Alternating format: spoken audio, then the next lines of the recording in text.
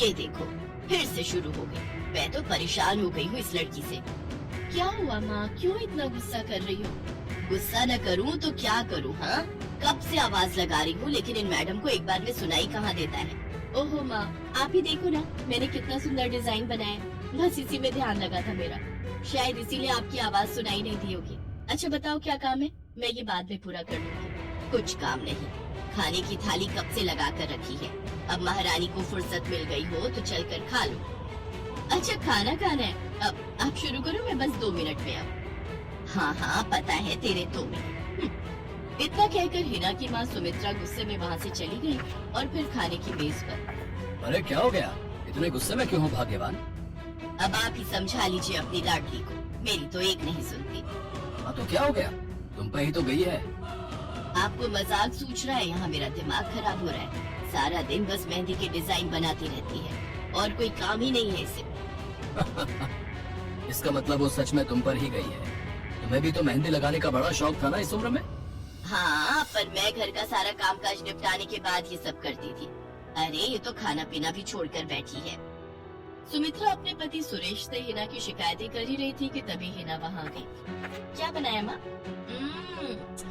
खुशबू तो बड़ी अच्छी आ रही है, मिल गई तुझे फुर्सत। हाँ माँ, देखो ना मेरा आज का डिजाइन, पापा देखिए ना कैसा है। सच में डिजाइन तो वाकई बढ़िया बनाया है लाडो। ये लाडो बोल बोल कर आपने ही इसका दिमाग खराब करके रखा है। मेरी जान को कितना काम है पता है, पी जा रही है, मगर ये लड़की मेरी बिल्कुल मदद नहीं करती। ओहो, आज सिर्फ खरी खोटी ही सुनाओगी या कुछ खाना भी मिलेगा भाग्यवान? सुरेश की बात सुनकर सुमित्रा की हंसी निकल गई और उसे हंसता देख सभी लोग हंसने लगे। हिना अपने माता पिता की अकेली संतान थी। हिना को बचपन से ही मेहंदी के नए नए डिजाइन बनाने का बड़ा शौक था। वो कागज पर रोज कुछ न कुछ नया बनाने की कोशिश करती और फिर उसे अपने या अपनी माँ के हाथों पर लगाती। हिना के कॉलेज की पढ़ाई भी अब पूरी हो गई थी तो अब उसके लिए रिश्ते आने भी शुरू हो गए थे। अरे सुमित्रा कहाँ हो, जल्दी आओ। क्या हुआ जी? जरा इस फोटो को तो देखो, कैसा है लड़का? दिखने में तो बहुत ही बढ़िया है। हाँ वो कानपुर वाले फूफा जी है ना, उन्होंने बताया इस लड़के के बारे में। अपनी हिना के लिए कैसा रहेगा? लड़का काम क्या करता है और परिवार में कौन कौन है? फूफा जी बता रहे थे कि कानपुर में इनका अपना कारखाना है, वहाँ ये अपना दोने पत्तल और डिस्पोजल वगैरह बनाते हैं, अच्छा पैसा कमा लेता है। फूफा जी की रिश्तेदारी में है। हाँ पर उससे पहले ये फोटो एक बार हिना को तो दिखा दो, उसे लड़का पसंद आ जाए तभी बात आगे बढ़ानी चाहिए ना। अरे हाँ ये भी सही कह रही हो। लाडो, ओ लाडो, अरे कहाँ है बेटिया? सुरेश ने फौरन जाकर कमल की फोटो हिना को दिखाई तो हिना को भी कमल पसंद आ गया। उधर कमल को भी हिना पहली ही नजर में भा गई और इस तरह से कुछ ही दिनों में कमल और हिना की शादी खूब धूमधाम से हो गई। शादी के बाद कमल और हिना अपनी गृहस्थी में बहुत खुश थे। फिर एक शाम। ये क्या लिख रही हो हिना? लिख नहीं रही हूँ, मेहंदी का डिजाइन बना रही हूँ। अच्छा, पर कागज पर क्यों? प्रैक्टिस तो रोज ही करनी होती है ना, तो इसीलिए कागज पर डिजाइन बनाती हूँ। अच्छा अच्छा, अब जरा दिखाओ तो सही। अरे वाह, ये डिजाइन क्या सच में तुमने बनाया है? हाँ अच्छा है ना, अब मैंने और भी बना कर रखे हैं, रुकिए मैं भी लेकर आती हूँ। हिना ने अपने बनाए सारे डिजाइन कमल को दिखाए जो कमल को बहुत पसंद आए और उसने हिना की खूब तारीफ की। सब कुछ अच्छा चल रहा था और ऐसे ही हंसी खुशी दिन बीत रहे थे, लेकिन फिर एक सुबह। हेलो, क्या हुआ राठी जी, इतनी सुबह सुबह फोन क्यों किया? सर आप जल्दी से आ जाइए, गजब हो गया, अपनी फैक्ट्री में आग लग गई है सर, सब कुछ जल गया सर, कुछ भी नहीं बचा सर, जल्दी आ जाइए आप। फोन पर अपने मैनेजर की बात सुनकर कमल के पैरों तले जमीन खिसक गई। फैक्ट्री पहुंचा तो देखा वाकई फैक्ट्री पूरी तरह से जल रही थी। तभी एक जलती हुई बड़ी सी लकड़ी कमल पर आ गिरी, जिसकी वजह से वो बुरी तरह झुलस गया। उसे फौरन अस्पताल पहुंचाया गया और यहाँ से सब कुछ बदल गया। फैक्ट्री के काम को बढ़ाने के लिए कमल ने हाल ही में कई सारी नई मशीनें लोन पर खरीदी थी। मशीनें तो नहीं बची, लेकिन लोन चुकाने के चक्कर में पहले कमल की गाड़ी बिकी और फिर घर। मजबूर होकर कमल और हिना किराए के मकान में रहने लगे थे। फिलहाल कमल की हालत ऐसी नहीं थी कि वो कोई और काम कर सके। ऐसे में हिना ने घर चलाने का जिम्मा उठाया और वो घर घर जाकर औरतों के हाथों पर मेहंदी लगाने लगी। हालांकि इस काम से उसे बहुत कम पैसे ही मिल पा रहे थे, लेकिन हिना फिर भी पूरी मेहनत कर रही थी। कैसे क्या हो गया ना हिना, मैं किसी काम का नहीं रहा, तुम बर्बाद हो गए। मैंने कहा था तुम्हें रानी बनाकर रखूंगा, मगर मेरे रहते हुए भी तुम्हें कितना संघर्ष करना पड़ रहा है। ऐसा क्यों कह रहे हैं आप बिल्कुल चिंता मत कीजिए, देखना धीरे धीरे सब ठीक हो जाएगा। हिना चाहती थी कि वो अपना एक पार्लर खोले, लेकिन फिलहाल ये मुमकिन नहीं था। मेहंदी लगाने का काम भी सीजन पर ही मिल पाता था, तो अब दिक्कत खाने पीने की भी होने लगी। ऐसे में हिना ने एक सेठ के घर मेड का काम करना शुरू कर दिया और फिर एक दिन, सुन, तुझे कोई मेहंदी वाली पता है क्या? क्यों मैडम? अरे वो तीज आ रही है ना, तो मेहंदी लगवानी थी। हाँ, बाहर इतनी गर्मी है, अब ऐसे में कौन बाहर जाए, तो घर पर ही आकर कोई लगा दे तो बढ़िया रहेगा। अब हाँ मैडम, मैं बहुत अच्छी मेहंदी लगाती हूँ, आप मुझसे लगवा लो। ना ना ना, अगर खराब कर दी तो तीज की पार्टी है मेरे यहाँ, मेहंदी तो बढ़िया ही लगवानी है मुझे। मैडम आप बिल्कुल चिंता मत कीजिए, और रुकिए, मैं अभी आपको कागज पर मेहंदी का डिजाइन बनाकर दिखाती हूँ, फिर आगे आप ही तय करना। इतना कहकर हिना ने फौरन एक कागज लिया और कुछ ही देर में उस पर एक बहुत ही सुंदर मेहंदी का डिजाइन बना दिया। और फिर, अरे वाह, ये तो सच में बहुत सुंदर है, बिल्कुल नया और बहुत ही खूबसूरत डिजाइन है। अब तो ये डिजाइन मेरे हाथ पर भी सेम टू सेम लगा देगी ना? हाँ मैडम, आप मुझ पर विश्वास कीजिए, मैं बचपन से ये करती आई हूँ। उस दिन हिना ने पूरे मन से अपनी मालकिन के दोनों हाथों पर मेहंदी लगाई। हिना ने जो डिजाइन बनाया था वो एकदम नया था और सुंदर भी। फिर अगले दिन, नमस्ते साहब, वो आपको कुछ? हाँ, मैं तुम्हारा ही इंतजार कर रहा था। ये कल शिवानी के हाथों पर तुम ही ने मेहंदी लगाई थी ना? जी साहब, मैंने ही लगाई थी। अब कोई गलती हो गई क्या मुझसे? नहीं, ऐसी कोई बात नहीं है, बस ये जानना था तुमसे कि मेहंदी का वो डिजाइन कहाँ से देखकर लगाया तुमने? कहीं से नहीं साहब, वो तो मैंने खुद से सोचा था, मैं कभी कहीं से देखकर डिजाइन नहीं बनाती। अच्छा, अगर ऐसा है तो जरा ये कागज और जरा इस पर एक मोर की थीम पर बेस्ड एक डिजाइन बनाकर दिखा, पर याद रहे डिजाइन बिल्कुल नया होना चाहिए। जी साहब, बस 2 मिनट दीजिए। हिना ने बस कुछ मिनटों के अंदर वो करके दिखा दिया, जिसे देखकर उसका मालिक साहिल मल्होत्रा हैरान रह गया। वाह, सच में कमाल है ये तो। अब तुमने डिजाइनिंग सीखी है क्या कहीं से? नहीं साहब, सीखी तो नहीं, लेकिन मुझे बचपन से ही शौक है मेहंदी लगाने का, तो बस इसीलिए। समझ गया। देखो हिना, तुम्हारा हुनर लाजवाब है और तुम्हें अपने इस हुनर को ऐसे बेकार नहीं जाने देना चाहिए। जी मतलब? तुम्हें पता है ना, मेरी फैक्ट्री में लेडीज कपड़ों के लिए कपड़ा बनता है, लेकिन काफी समय से मैं परेशान हूँ, क्योंकि सूट साड़ियों वगैरह के लिए मेरे पास नए डिजाइन की कमी पड़ गई है। लेकिन अब लगता है ये कमी नहीं रहेगी। बोलो, बतौर डिजाइनर मेरे लिए काम करोगे तुम? जी साहब, बिल्कुल करूंगी। ये हिना के लिए सपने के सच होने जैसा था। अब वो काम वाली बाई से एक डिजाइनर बन गई। वो साहिल की फैक्ट्री में बनने वाले कपड़ों के लिए हर रोज नए नए डिजाइन बनाने लगी, और इसके बाद साहिल के फैक्ट्री में बनने वाले कपड़े की डिमांड काफी बढ़ गई, और इसके चलते हिना को भी उसके काम की बढ़िया सैलरी मिलने लगी। हिना अब अपनी कमाई से न सिर्फ अपना घर खर्च चलाने लगी, बल्कि उसने शहर के बढ़िया डॉक्टर से कमल का इलाज भी कराया, जिससे कमल बहुत जल्दी ठीक हो गया और उसने भी काम करना शुरू कर दिया। पर इस सब में पूरा 1 साल बीत गया और एक बार फिर से तीज का त्योहार आया। देखिए तो कैसी लग रही हूँ मैं? बिल्कुल चांद जैसी लग रही हो। हिना ने नई हरे रंग की साड़ी पहनी हुई थी, जो उसने खुद डिजाइन की थी, और वाकई वो उसमें बहुत ही सुंदर लग रही थी। हिना, तुम सच में बहुत बहादुर हो। मैं तो उस हादसे के बाद उठकर खड़ा ही नहीं हो पाता, लेकिन तुमने सब कुछ ठीक कर दिया। तीज का ये त्योहार ही इसलिए है जी, मैं आपको कभी कुछ नहीं होने दूंगी।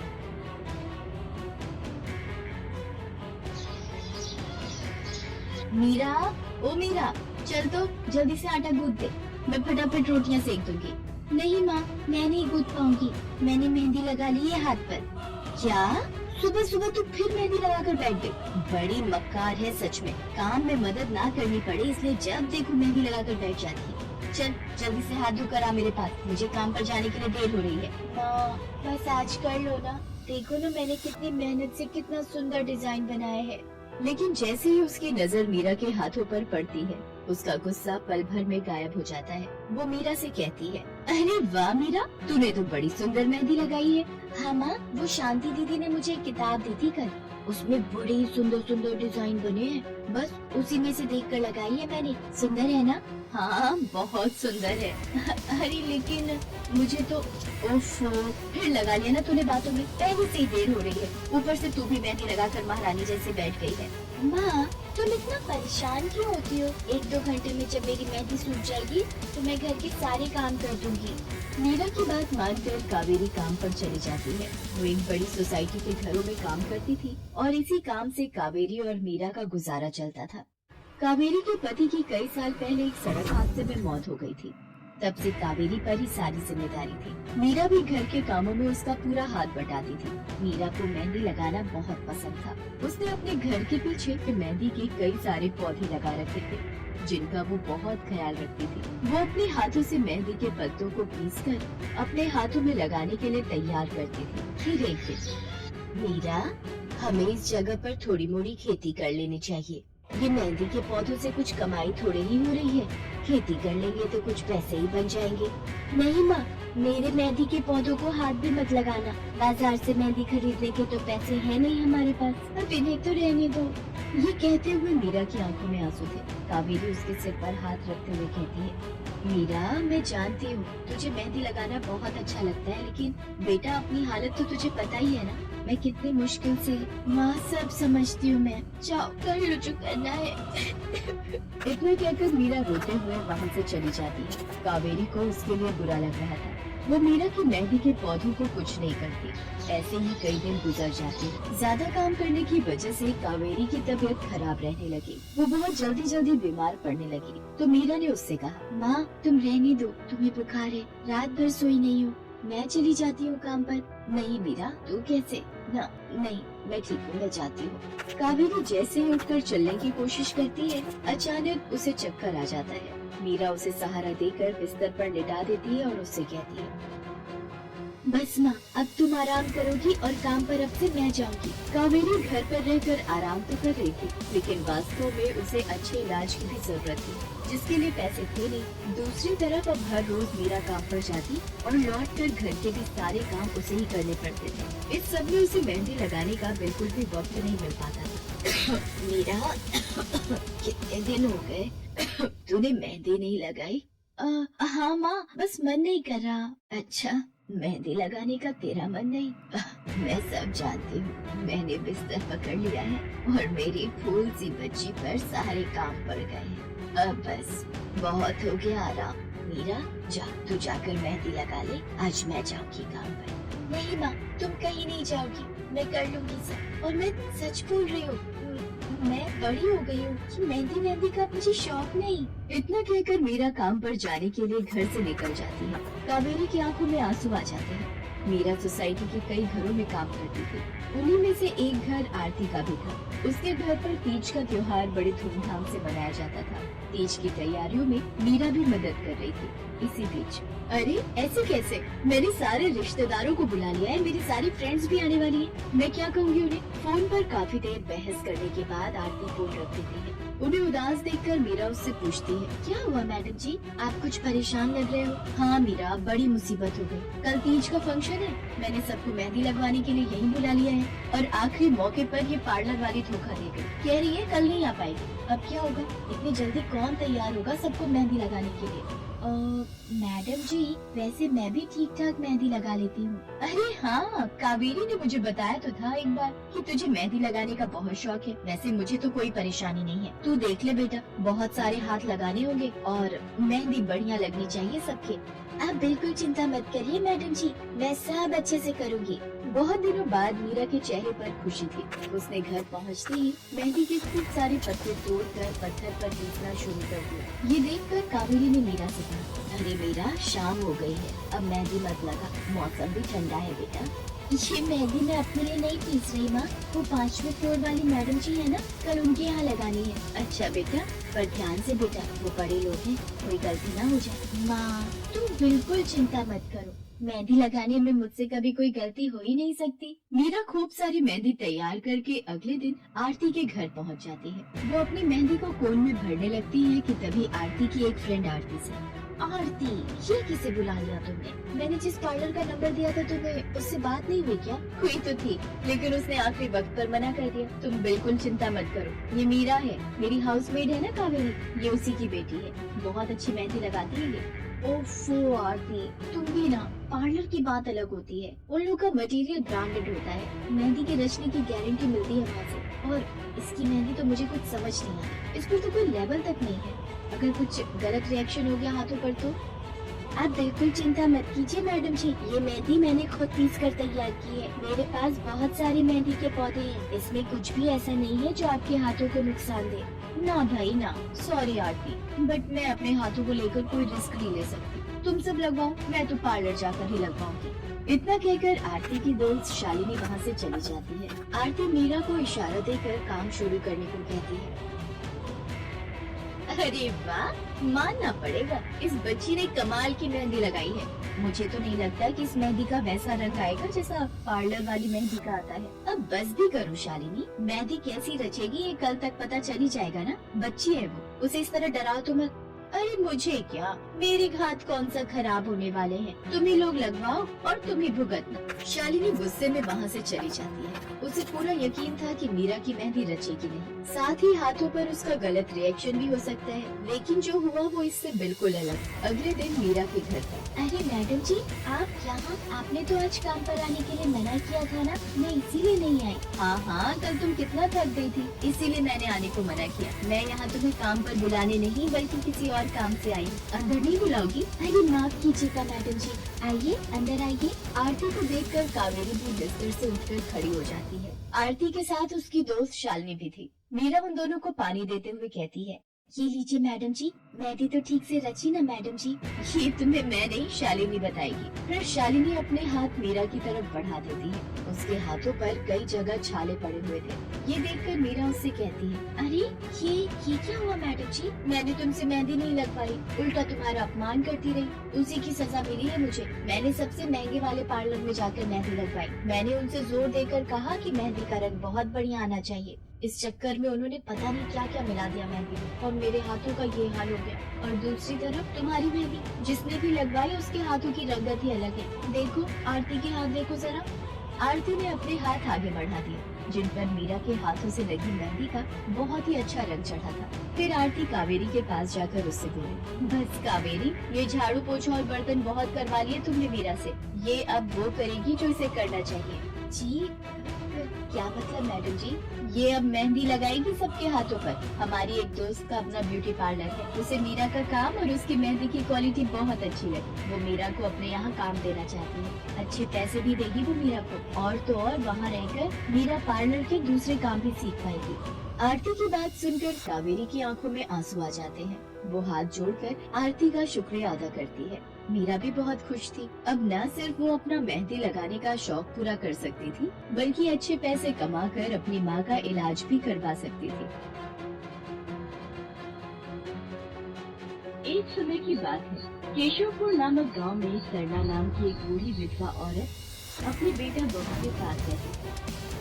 सरला की बहू जया स्वभाव से बहुत बुरी थी। वो रोजाना सरला से बात पर लड़ती रहती थी। सरला का पति किशन शहर में मजदूरी करता था, इसलिए वो कभी कभी ही गाँव आ पाता था।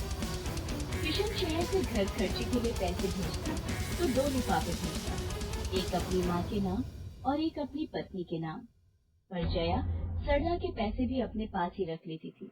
ऐसे ही एक दिन, ये सरला देवी और जया जी के नाम के मनी ऑर्डर है। लाओ भैया, जल्दी से मुझे दे दो।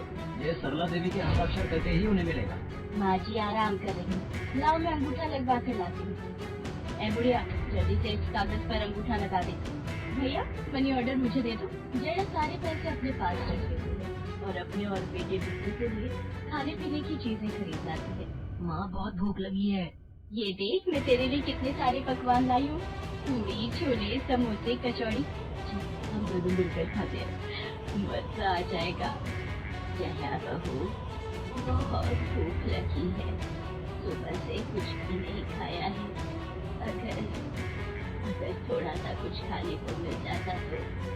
पता नहीं इस बुढ़िया को कितनी भूख लगती है, जब देखो हम माँ बेटे के खाने पर नजर लगाती रहती है। ये ले पकड़, आधी कचौड़ी दे रही हूँ। अब रात तक कुछ खाने को नहीं मिलेगा। और तुझे तो मैंने बोला था कि कपड़े धो देना, तेरे से अभी तक कपड़े नहीं धुले। ये कचौड़ी खाकर चुपचाप सारे कपड़े धो देना, नहीं तो मुझसे बुरा कोई नहीं होगा। बेचारी सरला कचौड़ी का एक टुकड़ा खाकर भला क्या पेट भरती। वो फिर से दोबारा काम पर लग जाती है। एक दिन किशन शहर से वापस आने वाला था। जया को पता था कि जब किशन सरला से पूछेगा कि वो उसे पैसे बराबर भेजता है तो उसे मिलते हैं या नहीं। ये बात सोचकर जया थोड़ा घबरा जाती है और वो सरला से कहती है, ओ बुढ़िया, अगर तूने अपने बेटे से कहा कि तुझे उसके भेजे हुए पैसे नहीं मिलते तो मुझसे बुरा कोई नहीं होगा। वो तो एक दिन रहकर चले जाएंगे। ये बात जब मैं तेरा हाल करूंगी ना तो तू देखती रह जाएगी। इसलिए अपने बेटे के सामने दुखड़े रोने की कोशिश मत करना। नहीं बहू, मैं किशन को कुछ नहीं कहूँगी। हाँ, मैंने तुम्हें पैसे भेजे थे, वो तुम्हें मिल गए थे ना। अरे आप बिना कैसी बातें करते हो? माँ जी को मैं बराबर से पैसे देती रहती हूँ। माँ जी, ये लो गरम गरम पनीर के पकौड़े, आप भी खाओ। किशन 2 दिन रहकर शहर वापस चला जाता है। जया फिर से अपने रूप में आ जाती है। दिन भर सरला काम करके एक दिन चक्की से आटा पिसवा कर लौट रही थी कि अचानक उसे चक्कर आ जाते हैं। रिक्शा में जाती एक लड़की देख रही है। भैया, इन्हें उठाने में मेरी मदद करो। बेचारी पता नहीं कौन है। सुमन, ये तेरे साथ कौन है? ये रास्ते में बेहोश हो गई थी, मैं इन्हें घर ले आई। लगता है इन्हें होश आ गया है। अब कैसा लग रहा है आपको? मैं ठीक हूँ बेटी, तुम्हारा बहुत बहुत शुक्रिया बेटी। माँ जी, आप इतनी भारी आटे की बोरी अकेले उठा कर ले जा रही थी। आपके बच्चे या कोई? सरला की आंखों में आंसू आ जाते हैं, फिर रो पड़ते हैं। माँ जी, कोई परेशानी है तो आप मुझसे कह सकते हो।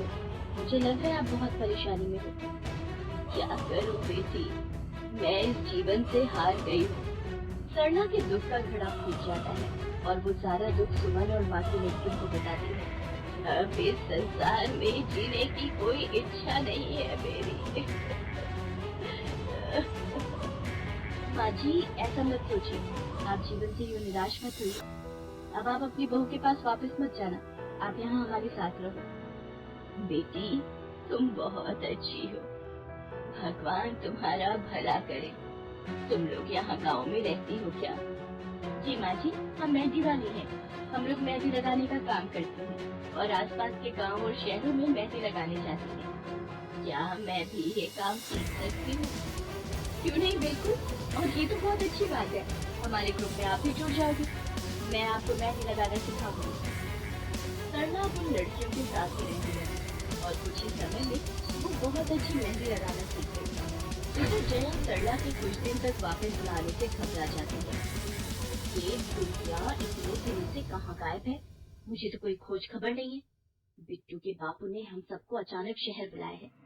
वहाँ जाकर अब यही बोलना पड़ेगा कि बुढ़िया की तबीयत खराब थी इसलिए नहीं ला सकी। जया बिट्टू को लेकर किशन के पास शहर पहुँचती है।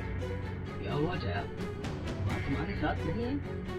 वो माँ जी की तबीयत कुछ ठीक नहीं थी, इसलिए मैंने उन्हें बोला कि वो गांव में ही रहें। बेकार में सफर करती तो उनकी तबीयत और खराब हो जाती। और तुमने मुझे अचानक क्यों शहर क्यों बुला लिया? अरे वो हमारे सेठ जी की लड़की की शादी है, इसलिए उन्होंने बोला कि कोई ऊपर के कामों के लिए मिल जाए। मैंने सोचा तुम्हें बुला लेता हूँ और माँ भी थोड़े दिन के लिए मेरे पास रह लेगी। चलो कोई नहीं, मैं तुम्हें मालकिन से मिलवा देता हूँ। देखो किशन, शाम को मेहंदी का समारोह है तो काम अच्छे से निपटाना है। जितने भी मेहमान आएंगे उनके स्वागत में कोई कमी ना होने पाए।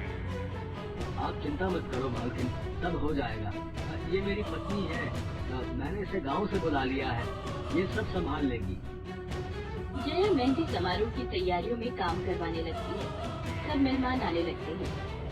रिचा, मेहंदी वाली अभी तक नहीं आई, कितने बजे का टाइम दिया था? मम्मी, मेरी उनसे बात हो गई है, बस कुछ ही देर में आती होगी। लोग आ गए। माँ जी, ये यहाँ कैसे? मेहंदी वाली लड़कियों के साथ? हाँ यहाँ। जया, तुम तो कह रही थी कि माँ बीमार है और गांव में है, और माँ मेहंदी वाली लड़कियों के साथ क्या कर रही है? मुझे कुछ समझ नहीं आ रहा। माँ के पास जा रहा हूँ। माँ, तुम यहाँ इन सबके साथ? किशन बेटा, तू आप मेरे साथ इधर आइए, मैं आपको सब बताती हूँ। इनको सब कुछ बता देगी। शायद आप नहीं जानते, आपकी पत्नी ने आपकी माँ पर बहुत जोर की है, इसीलिए ये बेचारी अपना घर छोड़कर हमारे साथ रहने को मजबूर थी। सुमन किशन को सारी सच्चाई बताती है। सरला की आंखों में आंसू आ जाते। किशन सबके साथ जब घर आ जाता है। जया, तुम्हें शर्म आनी चाहिए। तुमने मेरी माँ के साथ इतना बुरा व्यवहार किया। तुम्हारी वजह से मेरी माँ दर दर भटक रही है। अब तुम मेरे साथ एक पल भी नहीं रहोगी। तुमको मैं पाल लूंगा। अभी के अभी अपने मायके निकल जाओ। ऐसा मत कहो, मैं आप लोगों के बिना कैसे रहूंगी। मुझे माफ कर दो, मुझे माफ कर दो, मेरे से गलती हो गई। माँ जी, मुझे माफ कर दो। किशन बेटा, मैं किसी से भी नाराज नहीं हूँ। जया बहू को माफ कर दे। गलती इंसान से ही होती है बेटा। मैंने जया बहू को माफ कर दिया। किशन जी, आप चिंता मत कीजिए, आपकी माँ जी अब हमारे साथ ही काम करेंगी। उस दिन के बाद जया ने अपना व्यवहार बदल दिया। सरला ने मेहंदी लगाना नहीं छोड़ा। वो अपनी मेहंदी लगाने के काम को करती रही। जया को अपनी गलती का एहसास हो गया था। अब वो भी सरला की बहुत देखभाल करती। संध्या की बुआ जो कि दिल्ली में रहती थी, वो उसके लिए एक अच्छे घर का रिश्ता लेकर आई थी। देखो भैया, मेरी इतनी जान पहचान तो नहीं है लड़के वालों से, पर इतना जानती हूँ, अड़ोस पड़ोस में कहीं पूछोगे तो लोग अच्छा घर ही बताएंगे। ठीक है सुमन, अगर तुम कहती हो तो लड़के वालों को एक बार बुला लेते हैं। अब संध्या भी लड़के को देख लेगी। संध्या की बुआ लड़के वालों से अपने तरीके से बात कर लेती है और कुछ दिनों बाद संध्या की शादी विपुल नाम के लड़के से हो जाती है। पता नहीं इस काम वाली को छुट्टी लेकर गांव अभी जाना था। उसे पता था शादी वाला घर है, नई नवेली दुल्हन आएगी तो घर में 100 काम होंगे। फिर भी बिना बताए गांव निकल गई। अब मैं दूसरी काम वाली इतनी जल्दी कहाँ से ढूंढूंगी। राजेश्वरी, एक प्याली चाय दे दो तो बड़ी मेहरबानी होगी। घर से एक प्याली चाय भी नहीं मिली है। तुम्हें तो जब देखो चाय पीने की पड़ी रहती है। पता भी है एक बर्तन नहीं है धुला हुआ जिसमें तुम्हारी चाय बना दो। ढेरों बर्तन रसोई में पड़े हैं झूठे। माँ, मैं कॉलेज जा रही हूँ। तुम मुझे ये मत कहना कि मैं छुट्टी कर लूँ और तुम्हारे साथ घर का काम करता हूँ। मेरा आज बहुत बड़ा प्रोजेक्ट सबमिट होना है, इसलिए मैं तो कोई काम नहीं कर सकती। ये लो, अब इसे भी अभी कॉलेज जाना था। अब मैं क्या करूँ, कुछ समझ नहीं आ रहा। संध्या की सास राजेश्वरी अभी काम वाली को लेकर परेशान हो ही रही थी। तभी संध्या राजेश्वरी की सारी बातें सुन लेती है और रसोई में जाकर बर्तन धोने लगती है। अरे संध्या बहू, तुम ये रसोई में क्या कर रही हो? हटो हटो हटो, ये झूठे बर्तन तुमसे थोड़ी करवाऊंगी। अभी तुम्हारे हाथों की मेहंदी भी नहीं उतरी।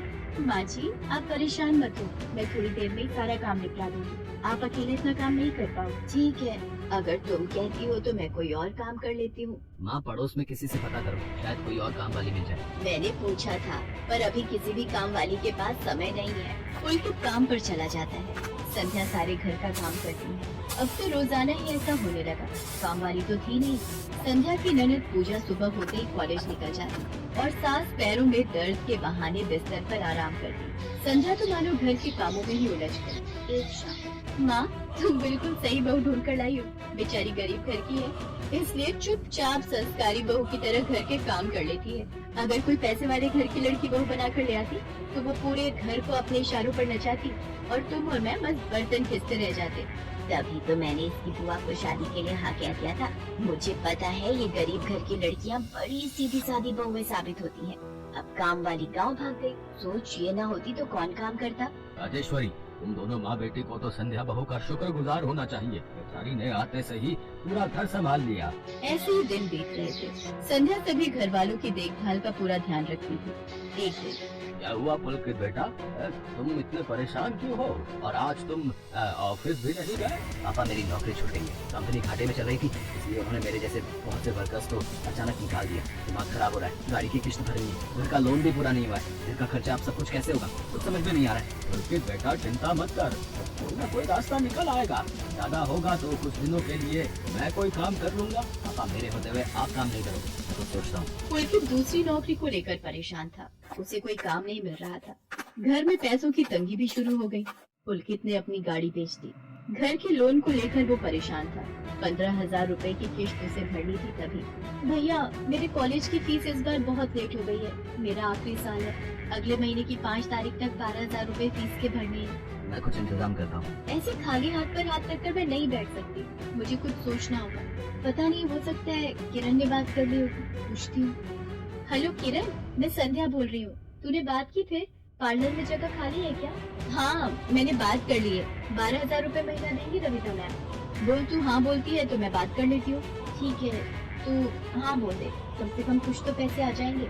संध्या पुलकित से पार्लर में मेहंदी लगाने की नौकरी की बात करती है। पहले तो वो मना करता है, पर संध्या उसे समझाती है। पुलकित, मैं जानती हूँ आप परेशानी के दौर से गुजर रहे हो। मैंने आपसे शादी के बाद हर सुख दुख में साथ निभाने का वादा किया था, और आप परेशान मत हो। मैं घर और बाहर दोनों का काम एक साथ संभाल लूंगी। ठीक है संध्या, तुम कल से पार्लर में नौकरी के लिए जा सकते हो। अगले दिन से संध्या सारे घर के काम के साथ साथ पार्लर भी जाती और वहाँ पर पूरा दिन मेहंदी लगाने का काम करती और शाम के वक्त घर आती। संध्या बहुत मेहनत कर रही थी ताकि वो अपने परिवार की मदद कर सके। संध्या बहुत सुंदर मेहंदी लगाती थी। ये बात उसकी सास को तब पता चली जब उसने पार्लर में काम करना शुरू किया। संध्या को पार्लर में काम करते हुए 1 महीना बीत चुका था। पार्लर की मालकिन रविता भी संध्या के मेहंदी लगाने के काम को देखकर बहुत खुश थी। संध्या, तुम सचमुच बहुत मेहनती हो। पिछले 1 महीने में बहुत से क्लाइंट तुम्हारी तारीफ कर रहे हैं और अपनी फैमिली फ्रेंड्स की शादी या सगाई फंक्शन के लिए तुम्हें ही मेहंदी के लिए बुक करना चाहते हैं। और हाँ, ये तुम्हारी सैलरी 12,000 रुपए। बाकी ये तुमने ओवर टाइम भी शादी के सीजन में बहुत किया है, उसके 6,000 रुपए अलग से दे रही हूँ। थैंक यू मैम, आपने मेरे काम की इतनी तारीफ की। मैं तो बस भगवान की कृपा से मेहनत से करती हूँ। संध्या घर आ जाती है और 12,000 रुपए पूजा के हाथ में रखती है। पूजा, ये तुम्हारी कॉलेज की फीस के पैसे, तुम कल ही अपनी फीस जमा कर देना। भाभी, ये तो आपकी मेहनत की कमाई है, आप ये सारे पैसे मुझे दे रहे हो? नहीं नहीं भाभी। पूजा, तुम मुझे अपनी भाभी कहती हो ना, और भाभी तो माँ समान होती है, तो क्या तुम अपनी भाभी माँ के पैसे नहीं लोगी? तुम अपने भैया से भी तो लेती हो ना। फिर मेरे और अपने भैया में फर्क है। मैं भी तो इस घर का हिस्सा हूँ, इसलिए ही पैसे रख लो। मुझे माफ कर दो भाभी, मैंने ना जाने आपके बारे में क्या क्या गलत सोचा। पुलकित को भी दूसरी नौकरी मिल जाती है। अब संध्या और पुलकित दोनों मिलकर काम करते थे। राजेश्वरी और पूजा भी अब संध्या की घर के कामों में बहुत मदद करती थी। परिवार में खुशियाँ फिर से लौट आई।